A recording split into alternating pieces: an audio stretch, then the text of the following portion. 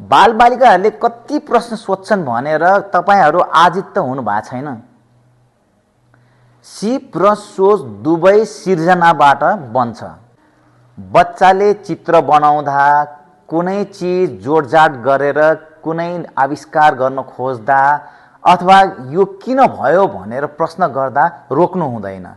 जब हामी बालबालिकाहरूलाई प्रश्न सोध्नबाट रोक्छौँ, नलेज त्यही बन्द हुन्छ।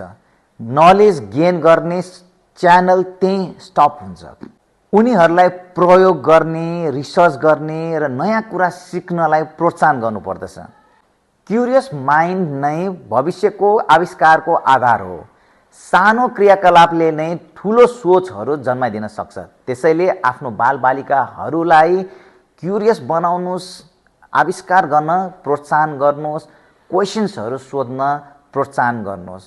बालबालिकाहरूलाई आफ्नो सुपरभिजनमा एक्सपेरिमेन्ट गर्न दिनुहोस्, रिसर्च गर्न दिनुहोस् र प्रश्न सोध्नलाई मोटिभेट गर्नुहोस्।